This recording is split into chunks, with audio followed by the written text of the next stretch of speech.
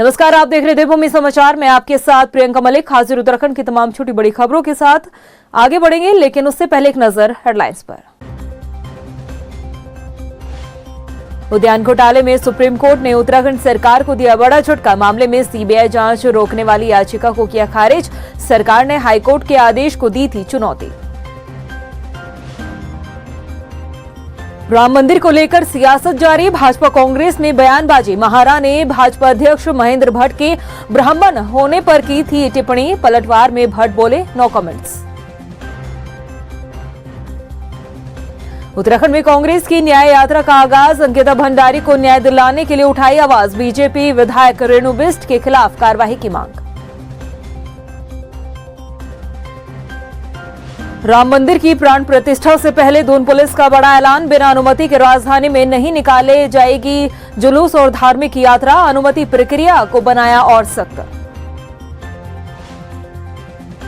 Headlines के बाद bulletin में खबरें विस्तार से। उत्तराखंड का चर्चित उद्यान घोटाले मामले में प्रदेश सरकार को सुप्रीम कोर्ट से बड़ा झटका लगा है। सुप्रीम कोर्ट ने हाईकोर्ट के आदेश को चुनौती देने वाली राज्य सरकार की याचिका को खारिज करते हुए झटका दिया है। आखिर क्या है ये पूरा मामला, आइए आपको इस रिपोर्ट में दिखाते हैं। सुप्रीम कोर्ट ने दिया उत्तराखंड सरकार को झटका। सरकार की याचिका सुप्रीम कोर्ट ने की खारिज। हाई कोर्ट के आदेश को चुनौती देने वाली याचिका खारिज। उद्यान घोटाले का है मामला। उत्तराखंड उद्यान विभाग में हुए घोटालों को लेकर जहां हाई कोर्ट सख्त नजर आया था, तो वहीं सुप्रीम कोर्ट ने भी इस मामले में सख्त रुख अपनाते हुए उत्तराखंड सरकार को झटका दे दिया है। उत्तराखंड का चर्चित उद्यान घोटाला मामले में प्रदेश सरकार को सुप्रीम कोर्ट से झटका लगा है। सुप्रीम कोर्ट ने हाई कोर्ट के आदेश को चुनौती देने वाली राज्य सरकार की याचिका को खारिज कर दिया है। बता दें कि उद्यान विभाग में नर्सरी के नाम पर जहां घोटाले हुए, तो वहीं महंगे दामों पर बीज खरीद के मामले भी सामने आए थे, जिसको लेकर हाई कोर्ट में एक जनहित याचिका डाली गई थी, जिस पर हाई कोर्ट ने मामले में सीबीआई जांच के आदेश दिए थे। यहां तक कि हाई कोर्ट के फैसले में बीजेपी विधायक के भाई का नाम भी सामने आया था। वहीं हाई कोर्ट में जिस दौरान सुनवाई चल रही थी, उसी दौरान सरकार के द्वारा उद्यान निदेशक हरविंदर सिंह बावेशा को सस्पेंड भी कर दिया गया था। वहीं एसआईटी का गठन भी सरकार के द्वारा जांच को लेकर किया गया था, लेकिन कोर्ट सरकार के निर्णय से असंतुष्ट नजर आया और हाई कोर्ट के द्वारा सीबीआई जांच के आदेश घोटाले को लेकर दिए गए, जिसके बाद सरकार हाई कोर्ट के निर्णय के खिलाफ सुप्रीम कोर्ट पहुंची। लेकिन सुप्रीम कोर्ट ने भी सरकार को झटका देते हुए सीबीआई जांच के आदेश को बरकरार रखा है। अब इसके बाद विपक्षी दल कांग्रेस सरकार पर हमलावर है और उद्यान मंत्री का इस्तीफा मांग रही है और सवाल पूछ रही है कि आखिर सरकार सुप्रीम कोर्ट क्यों गई। इसका जवाब सरकार को जनता को देना होगा। उत्तराखंड में एक बहुत बड़ा घोटाला हॉर्टिकल्चर में आया, जिसमें कई भ्रष्टाचारी सामने आए और एक विधायक और उनके भाई का नाम भी शामिल हुआ है, जिसको हाईकोर्ट ने अपनी टिप्पणी में भी दर्शाया है। और हाईकोर्ट ने निर्देश दिए सरकार को कि इस पूरे प्रकरण की सीबीआई जांच हो, लेकिन सरकार की जीरो टॉलरेंस उस समय सामने आ गई जब सरकार ने उस निर्णय को चैलेंज करने के लिए सुप्रीम कोर्ट में अर्जी दाखिल की। और मैं धन्यवाद देना चाहता हूं हाई कोर्ट का भी और सुप्रीम कोर्ट का कि उन्होंने सरकार को धत्ता बताते हुए इसमें निर्णय देने से इनकार कर दिया। उन्होंने कहा कि जांच होनी चाहिए, भ्रष्टाचारियों को बचाने की कोशिश नहीं होनी चाहिए। उद्यान जैसे बड़े घोटाले में भ्रष्टाचारियों को बचाने के लिए सरकार उच्च न्यायालय के फैसले को चुनौती देने के लिए सर्वोच्च न्यायालय चलेगी और वहां से सीबीआई जांच रुकवाने की मांग सरकार द्वारा की गई। मैं माननीय सर्वोच्च न्यायालय का आभार प्रकट करूंगा कि उन्होंने उत्तराखंड के किसानों, काश्तकारों और हमारी न्याय के प्रति जो आस्था है उसको जीवित रखते हुए सरकार द्वारा दायर एसएलपी को सिरे से खारिज करते हुए ये कहा है कि दुर्भाग्यपूर्ण है कि सरकार भ्रष्टाचारियों को बचाने के लिए सुप्रीम कोर्ट का संरक्षण चाहती है। वहीं उद्यान विभाग में हुए घोटाले को लेकर सुप्रीम कोर्ट से झटका मिलने के बाद उद्यान मंत्री गणेश जोशी का कहना है कि सरकार को एसआईटी जांच पर भरोसा था, इसीलिए सरकार सुप्रीम कोर्ट पहुंची थी। वहीं बीजेपी प्रदेश अध्यक्ष महेंद्र भट्ट भी सरकार के सुप्रीम कोर्ट में जाने के निर्णय से सहमत नजर आ रहे हैं।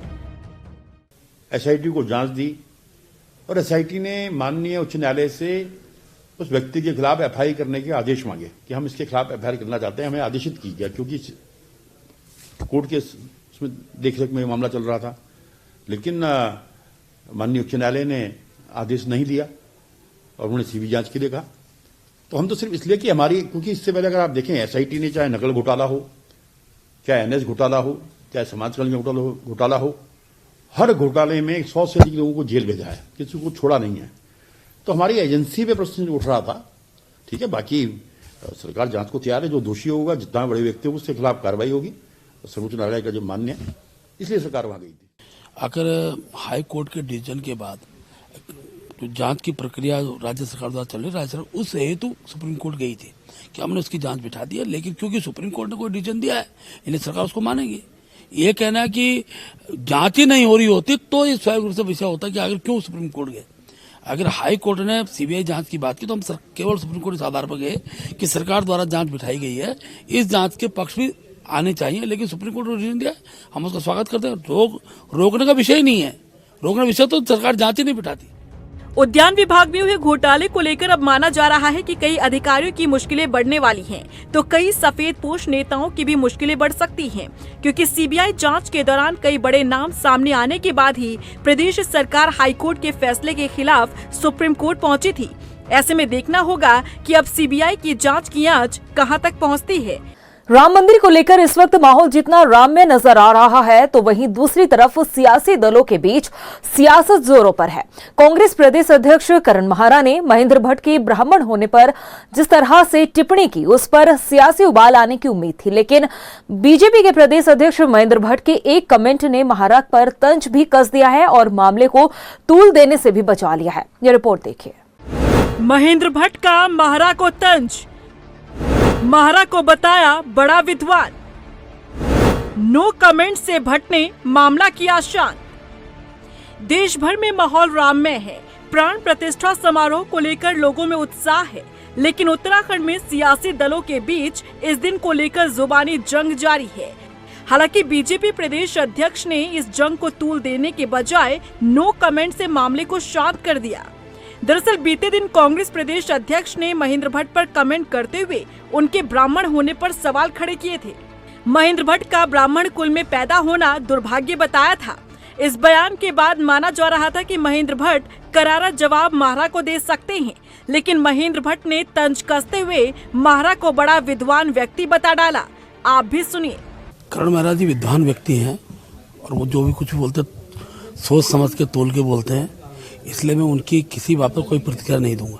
इस प्रकार की किसी बात पर टिप्पणी नहीं करूंगा, क्योंकि विद्वान आदमियों के बारे में बहुत कुछ बोलना अपने आप को छोटा करना है। अब महेंद्र भट्ट के इस नो कमेंट को उनकी समझदारी कहें या फिर वोट बैंक खिसकने का डर, ये तो महेंद्र भट्ट ही बता सकते हैं। लेकिन जिस तरह से महेंद्र भट्ट ने रिएक्शन दिया है करण महारा के दिए गए बयान पर, फिलहाल तो ये मामला शांत पड़ता दिख रहा है। अब आपको सुनाते हैं कांग्रेस प्रदेश अध्यक्ष का वो बयान, जिसमें उन्होंने भट्ट का ब्राह्मण कुल में पैदा होना दुर्भाग्य बताया था।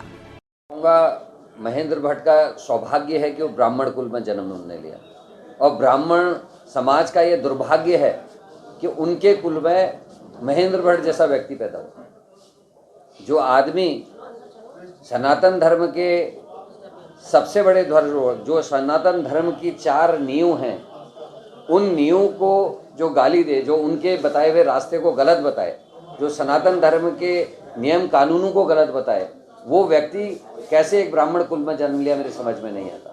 सुना आपने, जाहिर सी बात है महारा का ये बयान मामले को तूल देने जैसा था, लेकिन महेंद्र भट्ट ने नो कमेंट कहते हुए पूरे मामले को ही शांत कर दिया। उम्मीद है कि राम नाम की गूंज के बीच सियासी दलों का फोकस ऐसी टिप्पणियों से हटकर अपने काम और राम पर हो। उत्तराखंड कांग्रेस ने अंकिता भंडारी को समर्पित न्याय यात्रा का आगाज कर दिया है। राजधानी देहरादून के हाथीबड़कला चौक से निकाली इस यात्रा में कांग्रेस के तमाम दिग्गज नेता शामिल हुए, जिन्होंने अंकिता को श्रद्धांजलि दी और प्रदेश सरकार पर हमला करते हुए भाजपा विधायक रेणु बिष्ट पर कार्रवाई की मांग की है। रैली में शामिल हुए पूर्व मुख्यमंत्री हरीश रावत ने कहा कि सोच समझकर हत्याकांड में मुख्य आरोपी पुलकित आर्य के रिजोर्ट पर बुलडोजर चलवाया गया था। ये अंकिता और हमारी सारी बेटियां जो इस दौरान शोषण का शिकार हुई हैं, बलात्कार का शिकार हुई हैं, नाना प्रकार के और तरीके के अत्याचारों का शिकार हुई हैं, उनको न्याय के लिए अंकिता उसकी प्रतीक है, उस संघर्ष की प्रतीक है। उत्तराखंडी सत्व की एक प्रतीक है अंकिता, क्योंकि उसने किसी दबाव में न आ करके उत्तराखंड की मान और मर्यादा की रक्षा करने का काम किया।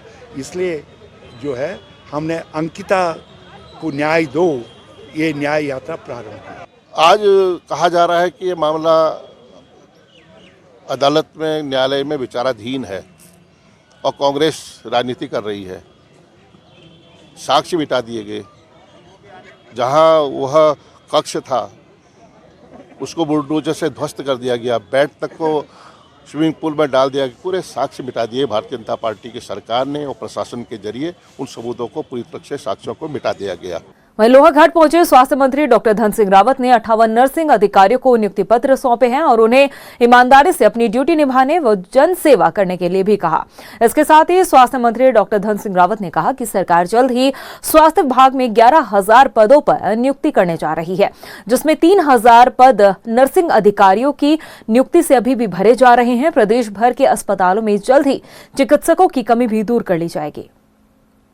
जिले में हमने 58 नर्सिंग अधिकारियों को नियुक्ति पत्र दिए हैं और हमारी सरकार लगभग 11,000 लोगों को स्वास्थ्य विभाग में नौकरी देने का एक संकल्प हमारे मुख्यमंत्री जी और हमने लिया है और लगभग 3,000 नर्सिंग अधिकारियों को आजकल हम वर्षवार नियुक्तियाँ दे रहे हैं।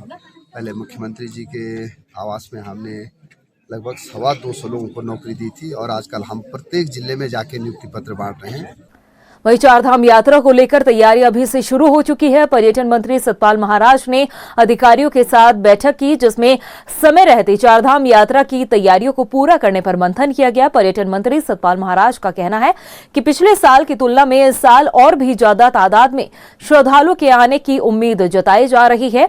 वहीं बद्री केदार मंदिर समिति के अध्यक्ष अजिंद्र अजय का कहना है कि पिछले वर्ष केदारनाथ और बद्रीनाथ धाम में यात्रियों की संख्या को देखते हुए बेहतर सुविधाएं प्रदान की जाए। सारी चीज़ों पे हम विचार कर रहे हैं, इनपुट्स हमारे पास आ रहे हैं और सारी चीज़ों पे विचार किया जाएगा। और हम ये भी चाहेंगे कि भाई लोगों को पता चले कि कौन सा समय उनको निर्धारित किया गया है जिससे कि वो यात्रा कर सकें। इसी प्रकार से वैष्णो देवी के अंदर आपने देखा होगा, वहाँ टोकन मिल जाता है, लोग वेट करते हैं। तो इसी प्रकार से हम कुछ सिस्टम्स का स्टडी कर रहे हैं, तो उनको भी हम लाने का प्रयास करेंगे। गत 2 वर्षों से आप जानते हैं कि माननीय मुख्यमंत्री जी के मार्गदर्शन में जो चारधाम यात्रा है, बहुत नए कीर्तिमान यात्रा ने स्थापित किए हैं। उस दृष्टि से इस वर्ष भी हमें उम्मीद है कि अनुमान है कि बड़ी संख्या में श्रद्धालु तीर्थयात्री हमारे धामों में आएंगे। तो उस लिहाज से आज जो माननीय मंत्री जी की अध्यक्षता में जो बैठक आहूत की गई थी, उसमें जो यात्रा से संबंधित विभिन्न विभाग हैं, एजेंसियां हैं, उनके अधिकारियों द्वारा जो अब तक तैयारियां की गई हैं, उन तैयारियों को लेकर के विस्तृत रूप से चर्चा हुई है। वहीं 22 जनवरी को जहां एक और अयोध्या में राम मंदिर की प्राण प्रतिष्ठा का भव्य कार्यक्रम आयोजित किया जाना है, तो वहीं रुड़की नगर में श्री राम लीला समिति की तरफ से भव्य शोभा यात्रा निकाली जाएगी। विधायक प्रदीप बत्रा ने बताया कि ये शोभा यात्रा नगर के अलग अलग स्थानों से निकाली जाएगी। इसमें श्री राम की डोली मुख्य होगी। एक दिन होगा और 22 जनवरी का दिन सुनहरे अक्षरों में भारत के इतिहास में लिखा जाएगा। रामलला अयोध्या में अपने मंदिर में विराज रहे हैं और पूरे देश में हर्षोल्लास के साथ वो दिन मनाया जा रहा है। दिवाली के रूप में मनाया जा रहा है। न सिर्फ देश में बल्कि विदेश में भी दिवाली मनाई जा रही है और इसी उपलक्ष्य में रामलीला समिति बीटीगंज द्वारा एक शोभा यात्रा का आयोजन किया जा रहा है, जो दोपहर 2 बजे से रामनगर राम मंदिर से शुरू होकर और लक्ष्मीनारायण घाट पे समापन होगा। हल्द्वानी विधायक सुमित हृदयेश की विधायक निधि से बनने वाली सड़क को नगर निगम रोकने का काम कर रहा है। ऐसे में खुद विधायक सुमित हृदयेश वार्ड नंबर 37 में मौके पर पहुंचे और स्थानीय लोगों से बातचीत की। सड़क निर्माण कार्य शुरू करने के निर्देश दिए। साथ ही उन्होंने चेतावनी देते हुए कहा कि अगर सड़क का निर्माण कार्य शुरू नहीं किया गया तो वो खुद सड़क का निर्माण कार्य करवाएंगे। दरअसल नगर निगम ने सड़क निर्माण पर रोक इसलिए लगाई क्योंकि इस सड़क का सिंचाई विभाग द्वारा निर्माण करवाया जा रहा है। ऐसे में नगर निगम ने एनओसी नहीं दी है, जिसके चलते सड़क नहीं बन पा रही है। और ये वार्ड जो 37 है, इसका क्षेत्रफल बहुत बड़ा है और यह समस्या बहुत है, अनेक है। 30 बिजली के पोल भी मैंने विधायक निधि से दिए। यहाँ पे सड़कों के लिए भी 25 लाख रुपए के आसपास मैंने यहाँ पे स्वीकृति करवाई और जबरदस्ती यहाँ पे ये बोल के कि मुख्यमंत्री जी की कोई घोषणा है, पीडब्ल्यूडी 2 लाख रुपए की सड़क बता रही है, जबकि लागत 16 लाख की यहाँ पे। इन लोगों की मांग है कि सीसी रोड यहाँ पड़े। पीडब्ल्यूडी सीसी रोड नहीं बनाता है। तो खैर वो काफ़ी चीज़ें अभी क्लियर हुई कि पीडब्ल्यूडी ने अनापत्ति अब नगर निगम को दे दी, क्योंकि नगर निगम के पास जो तुर्रम का पत्ता रहता है, जिसकी वजह से राजनीति करने में वो प्रयास करता है कि एनओसी अनापत्ति चाहिए होती है उनकी। तो अब अनापत्ति पीडब्ल्यूडी ने दे दी है। मैंने इरिगेशन को साफ निर्देश दिए कि कल सुबह से सड़क को पड़वाया जाए। वहीं कैबिनेट मंत्री गणेश जोशी ने वन विभाग के अधिकारियों को निर्देश दिए हैं कि देहरादून में फिर रहे गुलदार को ट्रैंकुलाइज किया जाए। उन्होंने बताया कि शहर में गुलदार के पहले हमले के बाद से वन विभाग ने पिंजरे लगाए, लेकिन उसे अभी तक नहीं पकड़ा गया है। हालांकि अब वन विभाग गुलदार को ट्रैंकुलाइज कर रहा है।